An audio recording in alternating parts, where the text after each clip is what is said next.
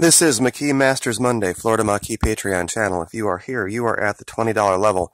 We are also going to have with us today the Maquis Roundtable from yesterday. Because of a hiccup that was totally my fault, the video that I did yesterday had a little clip from SNL in it. I forgot that NBC is, well, Nazi in its policy on the use of their stuff.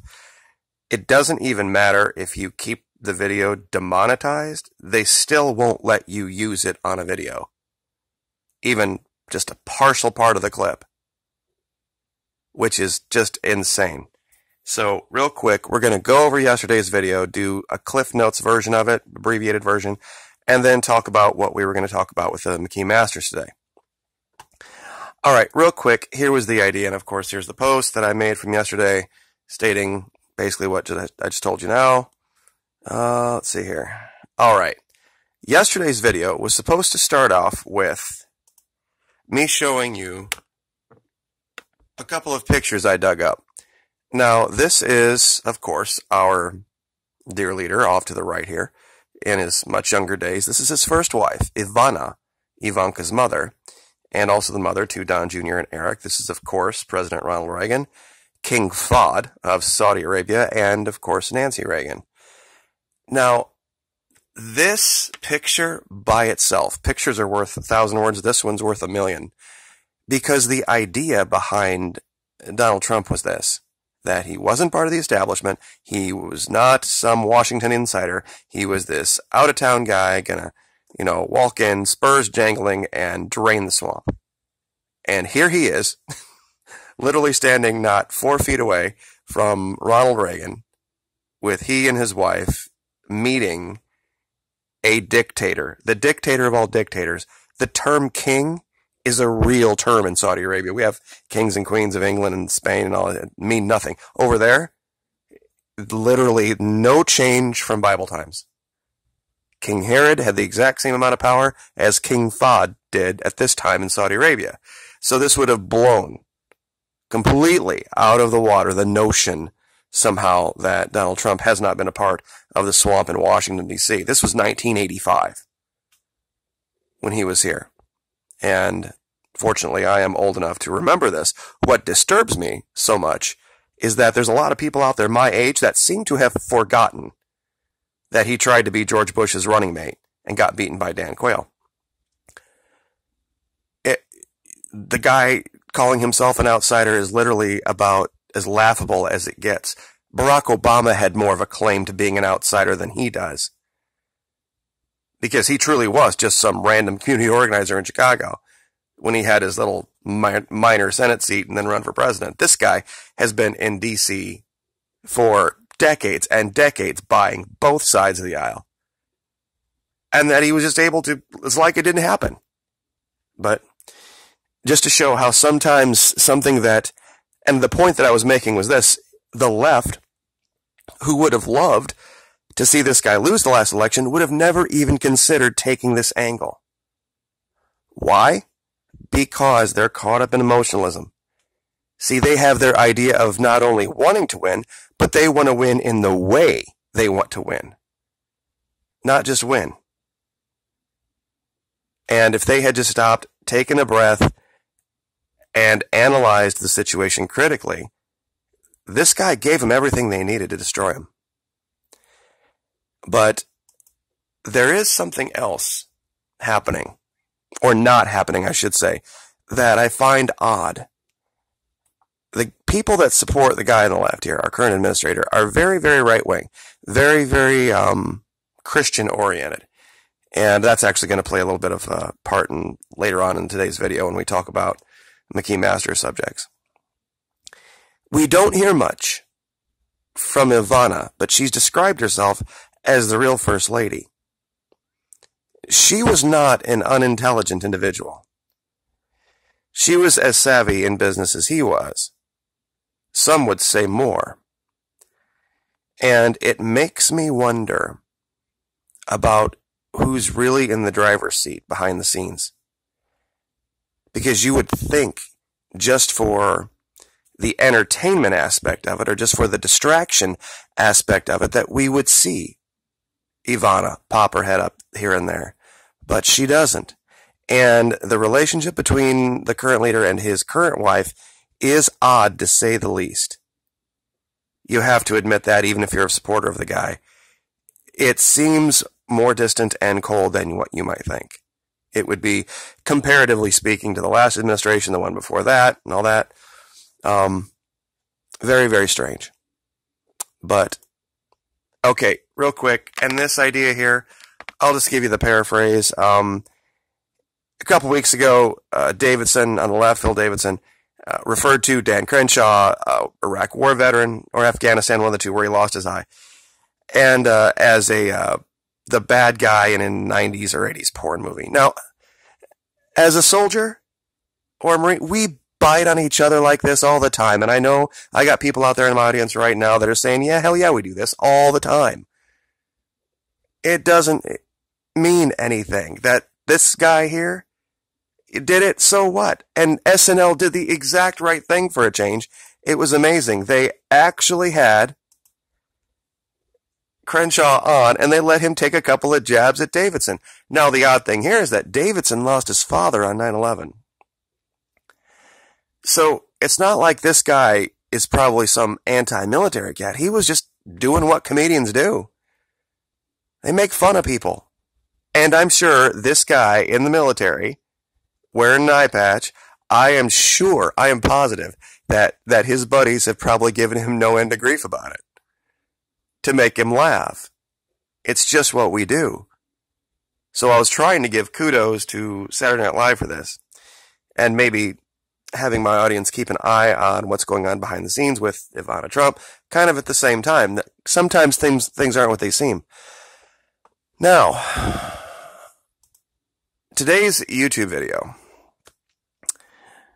was about the recent release from the Empire Files. And it's 52 minutes long, and the vast majority of it is Abby Martin talking to this woman about the gun problem in America. And while they don't really indict the gun community the way they normally do, there is a lot of ignorance. And I hate to say it, I like Abby Martin a lot, and there's a lot that can be gleaned from this conversation about how attitudes have shifted. No one on the right wants, no one in the pro-gun community wants anybody who is mentally not where they should be to have access to weapons. We can agree on that. It's the methodology that we are arguing over and bickering over. We don't believe on the right, and neither do libertarians, believe that this is the place of the federal government. I'm a firm believer that this should be something that is done at the state and or local level, and that the federal government should butt out of it, because that was the Second Amendment. The Second Amendment prohibited the federal government from getting involved in the confiscation of weapons, not localities. And the true problem here is hopelessness. And I'm a Christian, and I'll admit it, I'm a Pentecostal Christian, actually. This woman, at some point in here, makes this dig on one of a Pentecostal hymn, showing that she clearly has no idea about what Christianity means or what it stands for, or probably might has never cracked a Bible in her life. She said she was a Baptist. I have a hard time believing that. But so it's a tough thing to slog through this. But I wanted to use this for my audience, Maquis Masters, today, to understand that just because you're watching something and you start to hear things that you disagree with and things that might tweak you emotionally, you've got to be able to stop, take a breath, and continue to look through it and not allow it to jade you. Not to make a judgment call so fast. One of the biggest annoyances I have on YouTube, and I know this is going to sound petty, but it is, because I spend a lot of time putting together the ideas for those videos and condensing it down to 10 minutes. I could talk for an hour if I wanted to, but nobody would listen. I try to get the ideas condensed down into a very small time frame. I have people, I'll post a video, and literally within 90 seconds, or to 2 minutes, I'll have a paragraph about why the video was wrong. When literally there wasn't even physical time enough for them to have watched the entire video. And I see this a lot, especially when I saw this drop from the Empire Files. So I thought 52 minutes, I'm like, oh man, I'll bet this thing is going to be full of landmines, and they are going to get people watching this that are going to hear this and tune out, hear that and tune out, hear this other thing and tune out. Because people are so wanting to and desiring to put everything in a file, put everything in a camp. Say this is this is that, this is the other, and identify right away, and then decide what they feel about it right away. That's why I say that people come to these videos not because, and I don't mean my videos, I mean just YouTube videos in general, not for information. They come there to get a feeling. And if it takes too long for them to get that feeling, they click through it, they move through it, and they don't listen. Which is why most of my videos, I don't, 15, 20 minutes. The longest ones were the Antarctica videos, just because we were covering a lot of area and a lot of different things. But these types of videos, like right now, 11 minutes, 11 and a half minutes, I'm about ready to wrap it up. But the point here for the Maquis Masters in PsyOps is you've got to be able to listen to things you disagree with and glean from it.